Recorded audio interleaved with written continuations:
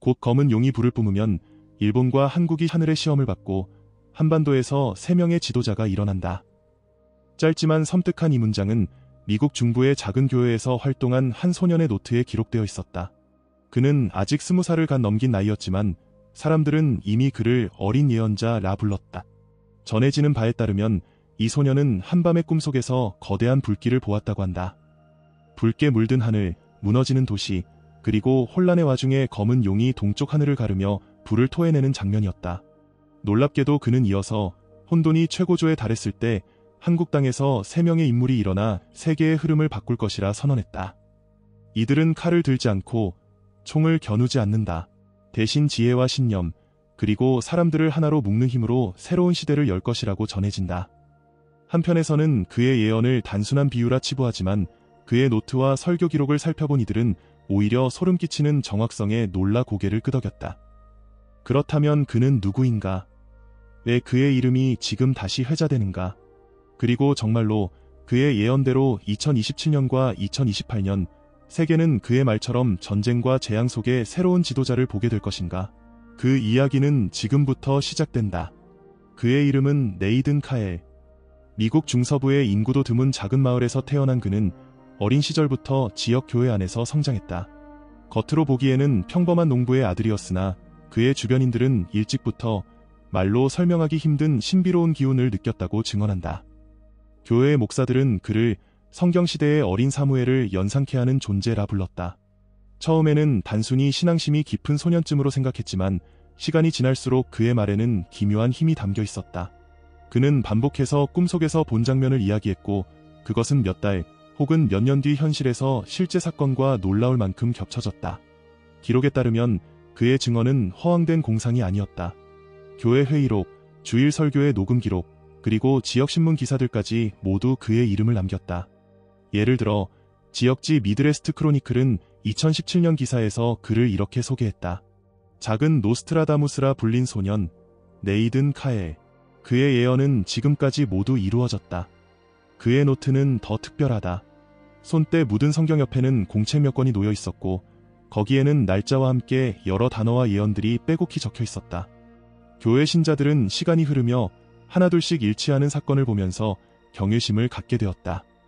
네이든은 단 한 번도 대도시의 학문적 교육을 받지 않았다. 그럼에도 불구하고 그의 글에서는 수수께끼 같은 상징과 숫자, 그리고 성경의 문장을 절묘하게 엮어내는 힘이 드러났다. 그가 쓴 일기의 한 특이한 구절은 다음과 같다. 때가 오면 검은 용이 하늘을 가르고 하얀 사자가 새로운 땅에서 포효하리라. 그날은 동쪽 끝에서 시작될 것이다. 놀랍게도 이러한 기록은 미국 내 신학자들뿐 아니라 해외 연구자들의 관심까지 끌어냈다. 일부 학자들은 그의 기록을 두고 청소년 특유의 상상력일 뿐이라 폄하했지만 또 다른 이들은 성경의 묵시록적 패턴과 기이하게 겹친다며 진지한 검토 대상에 올렸다. 무엇보다 중요한 건 그의 이야기가 개인적 체험에 머물지 않았다는 점이다. 그는 실제 사건을 예고했고 그것이 현실에서 펼쳐졌다. 그 때문에 지금 이 순간에도 사람들은 묻는다. 그의 말은 우연인가? 아니면 진짜 계시인가? 네이든 카엘의 능력은 갑작스럽게 시작된 것이 아니었다. 그는 12살이던 해 여름 한 번의 특별한 체험을 겪는다. 그날은 기록에 따르면 미국 중서부의 한낮 기온이 40도를 웃돌던 날이었다. 네이든은 고열로 쓰러져 며칠 동안 의식을 잃었다 깨어나기를 반복했다고 한다. 그러던 어느 밤 그는 깊은 잠 속에서 기묘한 꿈을 꾸게 된다. 그 꿈 속에서 그는 낯선 들판 위에 홀로 서 있었다. 하늘은 붉게 물들었고 바람은 무겁게 불었다. 그때 갑자기 거대한 하얀 사자가 나타났다. 사자는 눈부신 빛을 발하며 천천히 다가와 이렇게 말했다고 전해진다. 너는 앞으로 다가올 시대를 보게 될 것이다. 세상의 불길, 그리고 새로운 지도자의 등장. 그 장면을 본 그대로 전하라. 그 순간부터 네이든의 삶은 바뀌었다. 그는 눈을 뜨자마자 부모에게 꿈을 이야기했지만 그때는 열에 들뜬 아이의 헛소리로 여겨졌다. 그러나 며칠 뒤부터 그는 이전에 없던 체험을 하기 시작했다. 교회 예배 중 눈을 감으면 낯선 장면이 스쳐 지나갔고 그것이 일종의 환시처럼 선명하게 각인됐다. 그리고 그 장면들은 놀랍게도 현실 속 사건과 겹쳐 들어맞기 시작했다. 첫 번째는 사소한 일이었다. 학교에 가는 길, 그는 갑자기 오늘 오후 하늘에서 큰 비가 내릴 것이라는 강한 확신을 느꼈다. 그날 마을에는 예고되지 않았던 폭우가 쏟아졌다. 사람들은 우연이라 여겼지만 네이드는 마음속 깊은 곳에서 그것이 우연이 아님을 직감했다. 이후 그는 매번 꿈과 환시를 통해 미래의 조각들을 보았다. 때로는 숫자, 특정 연도나 날짜가 보였고 때로는 불타는 도시나 무너진 탑 같은 장면이 펼쳐졌다. 그의 노트에는 12살 이후로 이런 기록들이 차곡차곡 쌓여갔다. 예를 들어 한 장에는 이렇게 쓰여 있었다. 2023년 돌 위에 돌이 남지 않는 땅에서 붉은 깃발이 찢어진다. 이 말은 훗날 중동의 충돌과 겹쳐 해석되었다. 교회 예배가 끝나면 그는 자신이 본 꿈과 환시를 사람들 앞에서 나누었고 어른들은 처음엔 웃으며 흘려들었지만 몇 번의 사건이 맞아떨어지자 태도를 바꾸었다. 교회의 목사는 그때부터 그의 말을 기록하기 시작했고 지금도 남아있는 일부 노트와 클립은 바로 그 시기의 산물이다. 네이든 본인은 그때를 이렇게 회상한다. 내가 원해서 본 것이 아니었다. 꿈속에서 들린 음성이 너무나도 선명했고 그날 이후로 나는 세상의 그림자를 조금 앞서 보게 되었다. 그가 받은 능력의 기원은 상상이나 우연이 아니라고 사람들은 믿기 시작했다. 그리고 그 믿음은 그가 마친 첫 번째 큰 사건과 함께 현실로 다가왔다. 2016년 이례적인 대통령 당선. 네이든이 처음으로 큰 주목을 받은 것은 그가 고작 14세였던 시기였다. 기록에 따르면 그는 이렇게 말했다고 한다. 다음 대통령은 사람들의 예상을 깨고 무너진 탑 위에 서게 될 것이다. 그때만 해도 교인들은 그 말의 의미를 알지 못했다. 그러나 곧 미국 정치에서 예상치 못한 결과가 나타났고 실제로 사람들이 생각지 못한 지도자가 등장했다. 많은 이는 그 예언을 정확히 일치했다고 회상했다. 그의 말 속 무너진 탑은 기존 정치 질서의 붕괴 그리고 새로운 권력의 돌출을 상징했다고 해석된다. 2020년 전 세계적 위기. 그의 노트에는 이런 문장이 남아있다. 2020년 사람들이 얼굴을 가리고 거리는 침묵에 잠길 것이다. 온 세계가 동시에 멈춘다. 이는 그가 2018년 학교 공책에 적어둔 기록이었다. 놀랍게도 불과 2년 뒤 전 세계는 일제히 이동을 멈추고 집안에 머물러야 하는 거대한 위기를 맞이했다. 사람들이 얼굴을 가리는 모습은 그의 기록과 섬뜩하게 겹쳐졌다. 교회의 목사는 훗날 이렇게 말했다. 네이든의 말대로 실제로 세계 전체가 동일한 광경을 맞이했을 때 우리는 두려움과 경외심을 동시에 느꼈다. 2023년 중동의 불길. 그의 노트 한쪽에는 이렇게 적혀 있었다. 2023년 중동, 돌 위에 돌이 남지 않고 깃발은 불길 속에서 찢어진다. 당시 사람들은 그저 성경적인 은유라고만 생각했다. 그러나 2023년 중동에서 충돌이 일어나며 도시가 폐허로 변하는 장면이 전 세계 언론을 장식했을 때 사람들은 그 문장을 다시 펼쳐 읽으며 소름을 느꼈다. 특히 그는 그 사건이 일어나기 직전 설교에서 이렇게 말했다고 전해진다. 나는 불타는 깃발과 울부짖는 사람들의 목소리를 들었다. 가까운 날에 돌 하나도 남지 않는 무너짐이 올 것이다. 기록과 실제 장면은 놀랄 만큼 부합했고 심지어 시점까지 정확히 맞아떨어졌다. 작은 사건들, 그러나 섬뜩한 정확성. 네이든이 마친 것은 큰 사건뿐이 아니었다. 그는 학교에서 벌어질 사고, 지역 축제에서 발생할 화재, 농장의 가축 전염병까지 미리 언급했다고 기록에 남아있다. 특히 2019년 여름 그는 일기장에 이렇게 썼다. 7월 둘째 주 강가에서 소년이 사라진다. 그러나 이틀 뒤 발견될 것이다. 실제로 그 주에 한 아이가 실종되었고 48시간 만에 무사히 발견되었다. 교회 사람들은 그때부터 네이든의 말을 더 이상 우연이라 부르지 않았다. 숫자와 상징의 반복. 그의 기록에서 특징적인 것은 숫자와 상징이다. 그는 자주 7이라는 숫자를 언급했다. 7년의 혼돈, 7개의 불길, 7번째 달에 오는 붉은 별 등 이러한 반복은 성경 묵시록의 구조와 닮아 있었으며 신학자들은 그가 의도하지 않아도 무의식적으로 동일한 패턴을 말하고 있다고 분석했다. 한편 그는 동물의 상징을 자주 썼다. 검은 용, 늙은 뱀, 하얀 사자, 붉은 새. 이 상징들은 사건마다 다른 의미를 가졌지만 그의 기록을 추적한 사람들은 그것들이 현실 세계의 국가나 지도자 혹은 체제를 가리킨다고 해석했다. 6. 신뢰성을 더한 기록들. 그의 교회는 그의 설교를 녹음했고 가족은 그의 일기를 보관했다. 지금까지 공개된 몇몇 자료에는 실제 날짜가 기록되어 있으며 그날의 사건과 대조했을 때 신기할 정도로 맞아떨어졌다. 예를 들어 2020년 3월 14일자 일기에는 이렇게 적혀있다. 3월의 셋째 주, 세계의 문들이 닫힌다. 하늘길은 막히고 사람들은 고립된다. 실제로 며칠 뒤 각국은 동시에 국경을 닫고 항공편을 중단했다. 이 기록은 교회의 보관 노트 속에서 지금도 남아있으며 일부는 현지 방송 다큐멘터리에서 공개되기도 했다. 7. 그를 바라보는 시선. 사람들은 점점 그의 이름을 진지하게 받아들이기 시작했다. 처음에는 우연이라 했던 이들도 연도와 날짜까지 맞아떨어진 사건들을 나열해보면 고개를 떨굴 수밖에 없었다. 어린 예언자 네이든 카엘, 이 별명은 교회 안팎을 넘어 지역 사회 전체에 퍼졌다. 그리고 사람들은 궁금해졌다. 그렇다면 그의 눈앞에 가장 많이 비친 땅 동쪽 끝의 작은 반도는 대체 어떤 의미였을까? 네이든 카엘의 노트 속에서 가장 이례적으로 반복된 장소가 있었다. 그것은 미국이나 유럽의 대도시도 중동의 사막도 아니었다. 바로 동쪽 끝, 작은 반도. 그는 이 땅을 불길이 타올라온 세상을 밝힐 작은 등불이라 불렀다. 1. 노트 속 한국. 그의 일기장에는 여러 차례 한국을 지칭하는 듯한 문장이 등장한다. 동방 끝의 불씨, 산과 바다 사이의 작은 나라. 그 불씨가 거대한 햇불로 변한다. 하늘이 어두워질 때 그곳에서 세 명의 인물이 일어나 민족을 하나로 묶는다.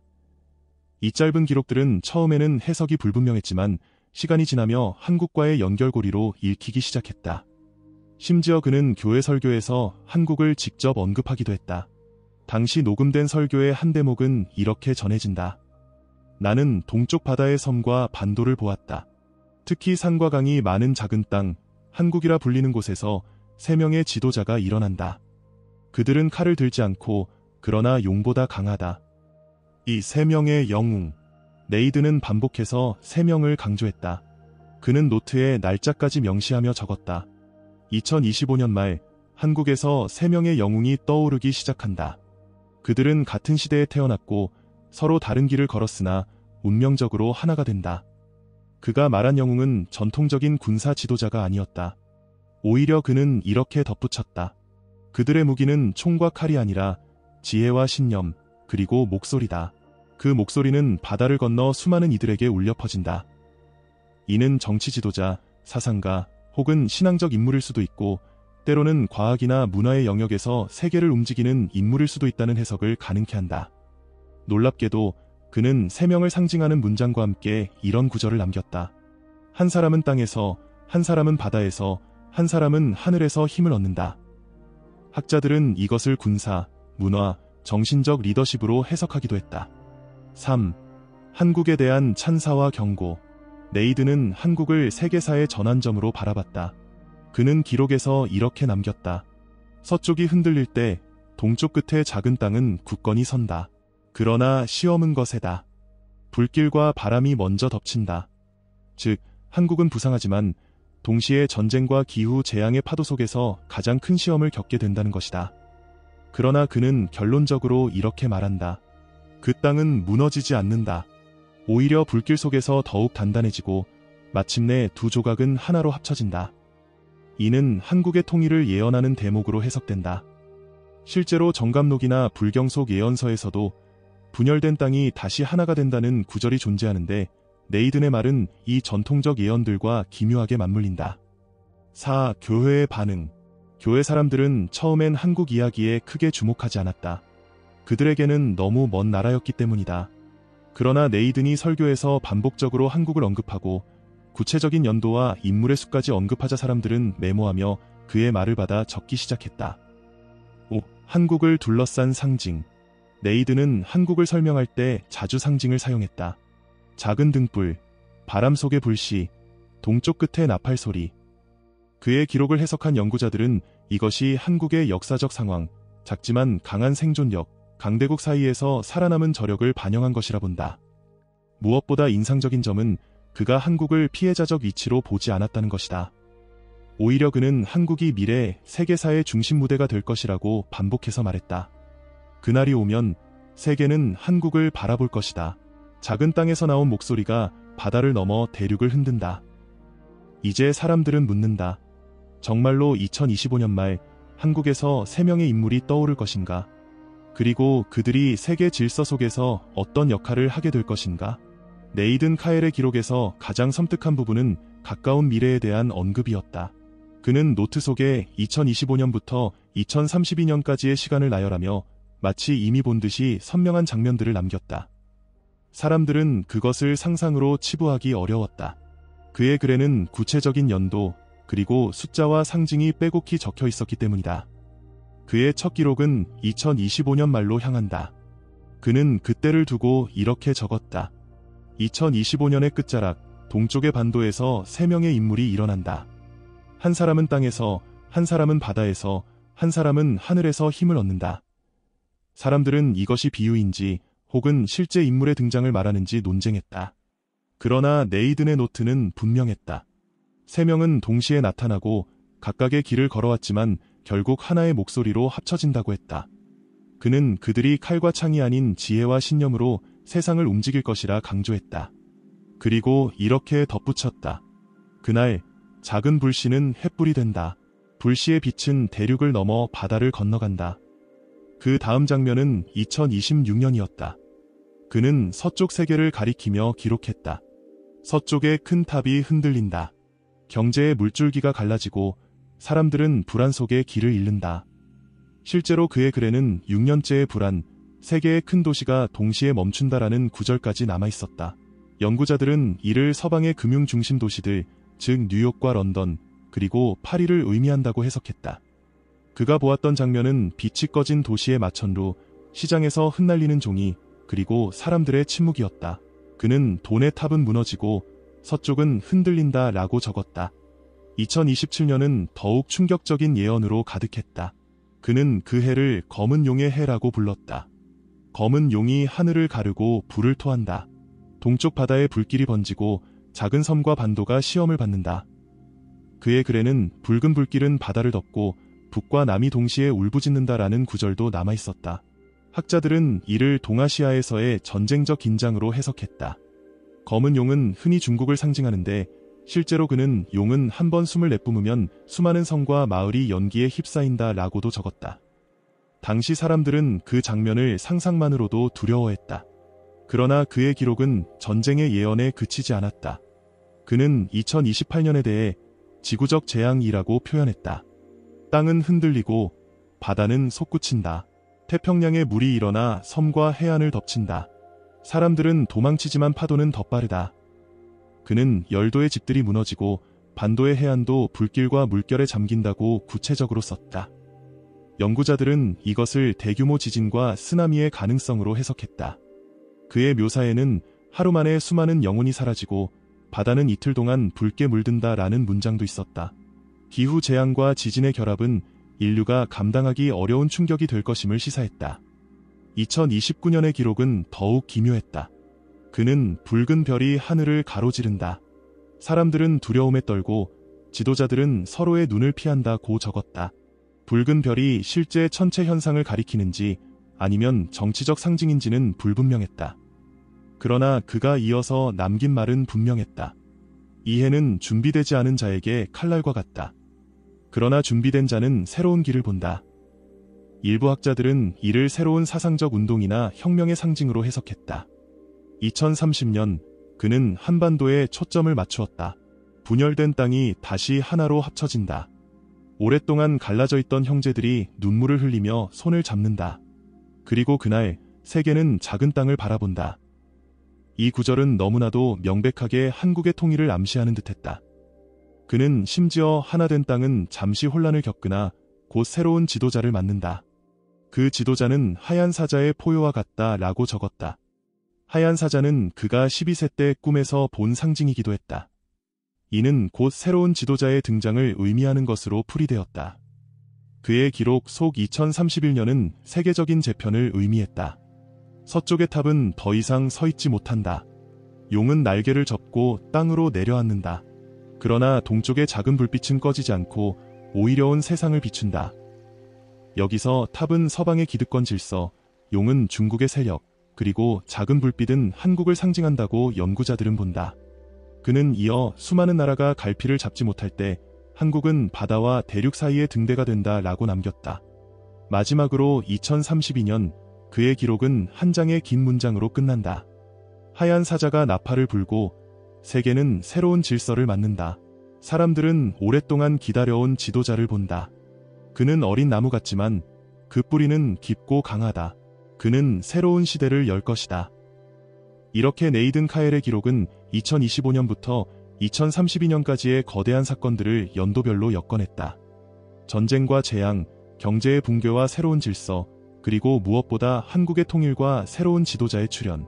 사람들은 그의 말을 두려움과 기대 속에서 동시에 읽는다. 그것이 환상인지 아니면 다가올 현실의 그림자인지는 아직 알 수 없다. 그러나 하나 분명한 것은 그의 기록 속 세계는 결코 과거와 같지 않다는 것이다. 네이든 카엘의 기록은 홀로 존재하는 듯 보이지만 흥미롭게도 세계 곳곳의 고대 예언과 기묘하게 겹친다. 연구자들이 그의 노트를 검토하면서 가장 많이 언급한 이름은 단연 프랑스의 예언가 노스트라다무스였다. 그는 16세기 시집 형태로 미래를 기록했는데 그 안에는 동방의 불길이 서쪽을 비춘다는 구절이 남아있다. 많은 해석자들은 이것을 일본이나 중국으로 돌려보았지만 최근 들어 한국의 부상을 의미한다는 해석도 늘고 있다. 네이든의 기록 속 작은 반도의 횃불과 노스트라다무스의 동방의 불길은 놀라울 만큼 겹쳐진다. 또 다른 비교 대상은 불경 속 미래불의 예언이다. 특히 미륵불에 관한 구절에는 분열된 세상이 큰 혼란을 겪은 뒤 동쪽에서 밝은 빛이 온 세상을 비춘다라는 말씀이 전해진다. 이는 한국 불교 전통 속에서 오랫동안 한반도에서 새로운 불빛이 세계를 밝힌다 라는 식으로 해석되어 왔다. 네이든이 꿈속에서 본 하얀 사자의 상징과도 묘하게 닮아있다. 한국 고유의 예언서인 정감록 역시 흥미로운 교차점을 보여준다.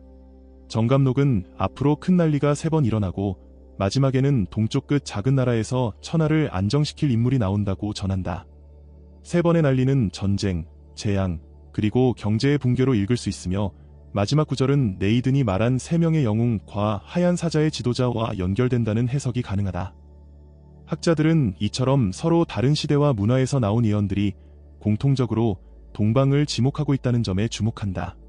프랑스의 점성가, 인도의 예언자, 한국의 예언서, 그리고 미국의 어린 소년. 모두가 각자의 언어로 동쪽 끝 땅에서 시작될 변화를 말하고 있다는 사실은 결코 우연처럼 들리지 않는다. 심지어 일부 연구자는 성경 묵시록 속 구절과도 겹친다고 지적한다. 요한계시록에는 바다에서 올라오는 짐승과 하늘에서 내려오는 새 힘이 등장하는데 이를 동아시아 질서 변화와 새로운 지도자의 등장으로 해석하기도 한다. 네이든이 말한 바다에서 힘을 얻는 자와 하늘에서 힘을 얻는 자는 묵시록적 상징과도 연결된다고 본다. 물론 이런 해석은 여전히 논란거리다. 그러나 여러 전통에서 반복적으로 나타나는 상징과 패턴은 네이든의 예언을 고립된 사건으로 치부하기 어렵게 만든다. 검은 용, 하얀 사자, 작은 등불이라는 그의 상징은 세계 곳곳의 예언 기록과 공명하며 마치 수세기 전부터 준비된 거대한 합창의 한 부분처럼 보인다. 그러나 네이든 카엘의 기록을 무조건적으로 받아들이는 것은 위험하다는 지적도 많다. 실제로 여러 학자들과 신학자들은 그의 예언을 두고 상징의 남용, 청소년 특유의 상상력이라고 평가절하하기도 했다.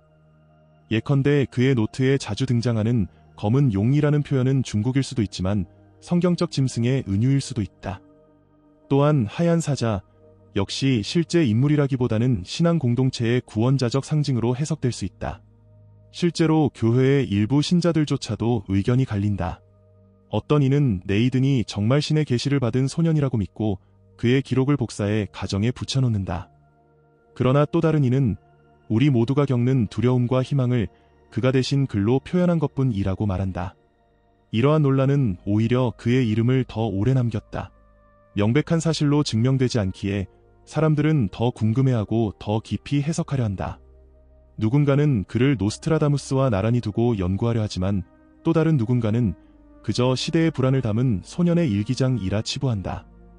결국 중요한 것은 그의 말이 우리 시대가 가진 불안과 기대를 동시에 비추는 거울이라는 점이다. 네이든이 본 것이 실제 미래의 그림자인지 아니면 상징의 집합인지는 아직 알 수 없다. 하지만 그 모호함 자체가 오히려 더 강한 흡입력을 만들어내고 있다. 그의 글을 세심히 읽어보면 하나의 큰 흐름, 즉 세계 질서의 붕괴와 새로운 축의 부상, 그리고 동방 끝 작은 반도의 중심화라는 큰 테마가 드러난다. 내용을 정리해보자면 다음과 같다. 그는 반복해서 서쪽의 탑이 무너진다는 표현을 남겼다. 이는 곧 서구 질서의 약화, 오래된 경제와 정치 시스템의 동요를 의미하는 것으로 풀이된다. 이어서 그는 검은 용의 불길을 묘사하며 동아시아 전체가 거대한 시험대에 오를 것임을 경고했다. 그러나 그 와중에도 그는 유독 한 나라, 한국을 특별히 지목했다. 작은 반도, 불시, 등불이라는 은유를 통해 그는 한국을 세계사의 전환점으로 내세웠다. 그가 남긴 메시지 속에서 한국은 그저 시험을 견디는 나라가 아니다. 오히려 시험을 통과하면서 더 단단해지고 마침내 두 조각은 하나가 되어 통일이라는 역사적 순간을 맞는다. 그 후 한국은 바다와 대륙 사이의 새로운 등대처럼 혼돈 속에서 길을 잃은 나라들을 비추는 역할을 맡게 된다. 그리고 무엇보다 그는 하얀 사자의 지도자라는 상징을 남겼다. 이는 특정 개인일 수도 새로운 세대 전체일 수도 있다. 분명한 것은 그 지도자가 한국의 땅에서 등장하며 그의 목소리와 행동은 한반도를 넘어 전 세계에 파급된다는 점이다. 이 지점에서 네이든의 예언은 종교적, 정치적, 문명사적 의미를 모두 아우른다. 즉, 그의 기록은 종합적으로 말한다. 서구의 시대가 저물고 동방의 작은 반도에서 시작된 불씨가 세계를 새 질서로 이끈다. 이것이 네이든 카엘 외언의 큰 테마다. 네이든 카엘의 기록은 2032년에 새로운 지도자를 예고하며 절정을 향해 달려갔지만 개인적으로 가장 눈길을 끄는 예언이 있다. 바로 2029년에 관한 대목이었다. 그는 이렇게 적었다.